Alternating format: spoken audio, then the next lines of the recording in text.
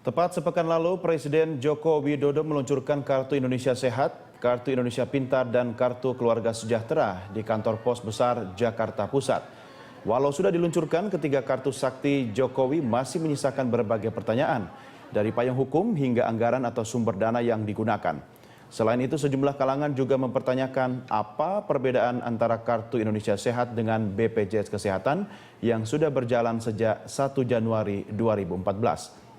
Dengan Undang-Undang Sistem Jaminan Sosial Nasional dan Undang-Undang Badan Penyelenggara Jaminan Sosial, BPJS Kesehatan dapat berjalan.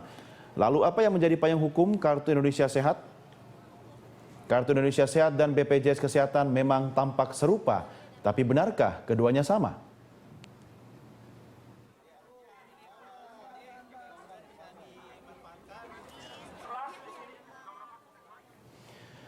Dan pemirsa, kita akan membahas Kartu Indonesia Sehat dan Kartu atau BPJS Kesehatan serupa tapi tak sama. Bersama narasumber kami yaitu PR Senior Manager BPJS Kesehatan Irfan Humaydi dan Koordinator Advokasi BPJS Kesehatan Watch Timbul Siregar. Selamat pagi Bapak-Bapak sekalian. Selamat pagi. Pak Timbul, pakai kesehatan nggak sih BPJS-nya? Tadi Watch-nya? Ya, pakai Watch. Pakai ya? BPJS Watch. Oke, ini ya. Untuk menegaskan lagi ada BPJS Kesehatan. Kita di luar BPJS Watch. Nah, itu dia.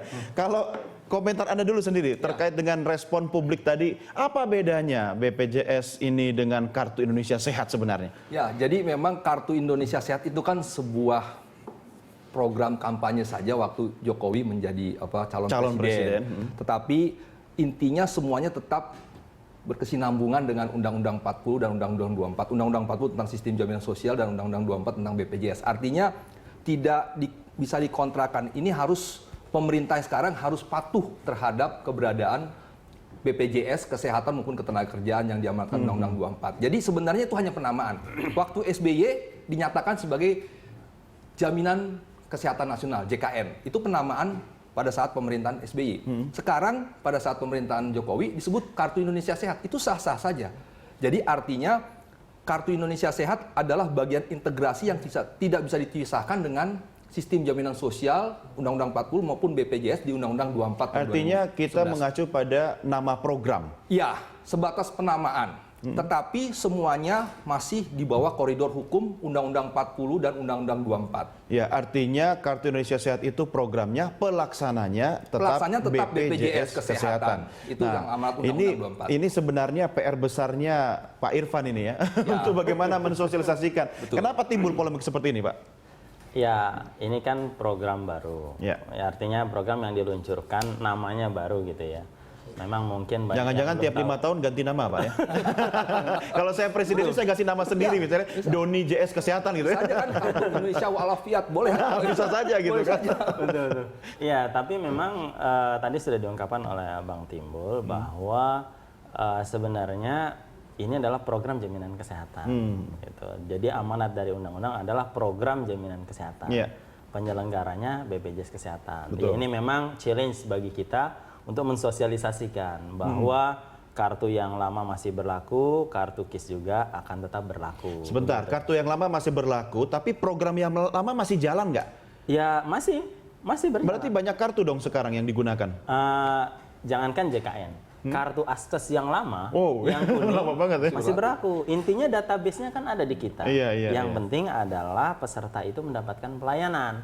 Jadi tapi tidak mungkin seorang peserta menggunakan 2 atau 3 kartu yang memang masih berlaku kan? Nah, karena kan based on NIK, nomor induk kependudukan, cuma satu. Itu akan terdeteksi. Kalau seseorang daftar, dia menyebutkan NIK, dia sudah terdaftar, maka ada alertnya. Tidak bisa dia mendaftarkan dengan NIK yang sama. Jadi tidak salah dong kalau dibilang misalnya KIS itu sama dengan Askes, sama dengan kartu program apa tadi Pak Timbul yang zaman Pak SBY itu?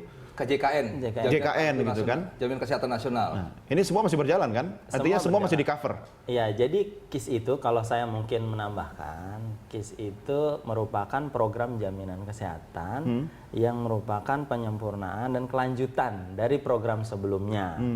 Artinya program sebelumnya tetap berjalan. Sekarang peraturannya juga masih ada, manfaatnya masih status quo seperti itu. Betul. Nanti penyempurnannya salah satunya adalah cakupan kepesertaannya bertambah. Nah, ini sebenarnya juga merespon dari masyarakat, permintaan masyarakat kan sebelumnya PBI itu 86,4, bayi lahirnya itu kan menjadi tanda tanya. Bagaimana bayi lahir, terus bagaimana gelandangan PMKS, penyandang masalah kesejahteraan sosial. Nah ini diakomodasi di masuk KIS. semua. Ya di KIS ini gitu untuk penyempurnaan dari program sebelumnya. Yang sebelumnya memang tidak tercover, tapi belum tercover, tapi semua berbasis APBN. Begini, BPJS Kesehatan menyelenggarakan jaminan kesehatan ini, pesertanya itu garis besarnya ada 2, PBI dan non-PBI. PBI ini ada yang PBI iurannya dari APBN, ada PBI yang iurannya dari APBD. Nah itu jadi Pemda-Pemda. Jadi beban dibagi pusat dan daerah?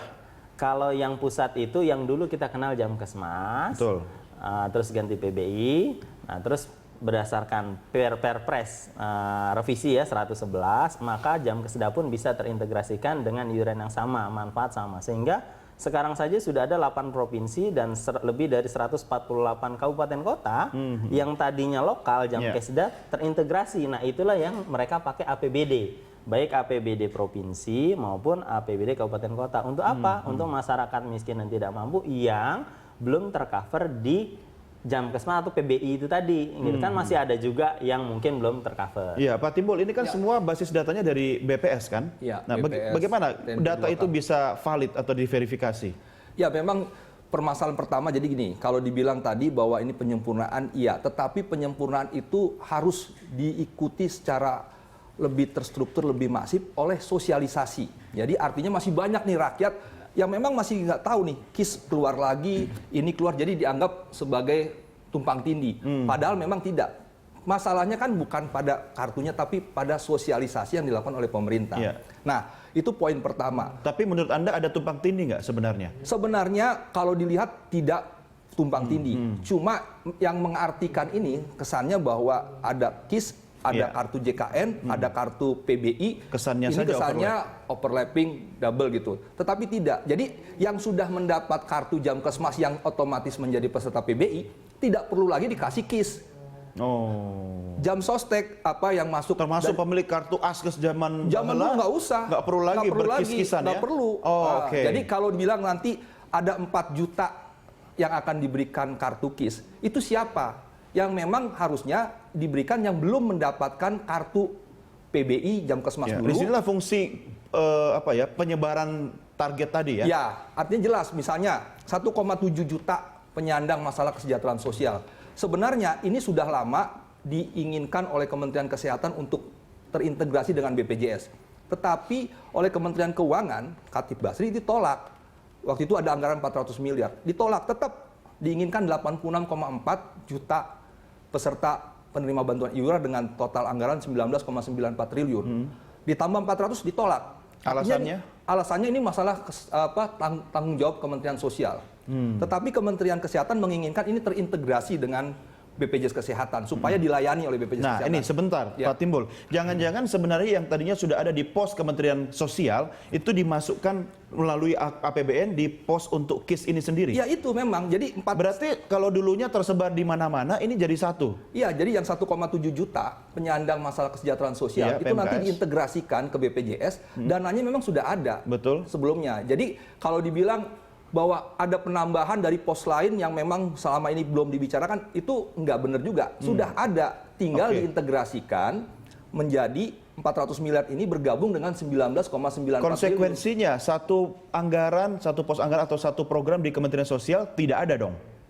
Karena sudah di take over oleh BPJS Kesehatan, yaitu gelandangan. Betul, yang PMKS tadi ya? Iya, PMKS tadi, anak yatim piatu, panti asuhan. Jadi semuanya terintegrasi, karena yang dikerjakan BPJS Kesehatan ini sifatnya portabilitas. Dimanapun dia berada, dia bisa dilayani. Tidak ada plafon, dia sakit jantung, mau sakit apapun, kalau memang biayanya 100 juta ya ditanggung. Artinya lebih memudahkan bagi masyarakat. Nah, ini yang selama ini, ya waktu zaman SBY itu harusnya sudah bisa diintegrasikan, tetapi tidak dilakukan. Sampai pembahasan di DPR. Nah, sekarang ini kenapa menjadi 88,1, yaitu tadi 86,4 ditambah 1,7 menjadi 88,1 dengan anggaran nanti yang nambah 19,94 triliun tambah 400 miliar. Gitu kan, satu orang yang itu sebelumnya ditolak oleh Menteri Keuangan. Kan satu orang 19.225 per bulan per orang. dikalikan 1,7 itu kan sekitar 400-an miliar. Iya. Nah itu jadi sebenarnya dia hanya mengintegrasikan, tetapi yang kembali saya katakan bahwa permasalahan ini tidak selesai pada penyerahan kartu, tapi bagaimana tersosialisasi, apa manfaatnya? Karena faktanya banyak rakyat miskin masih diminta bayaran oleh rumah sakit. Iya.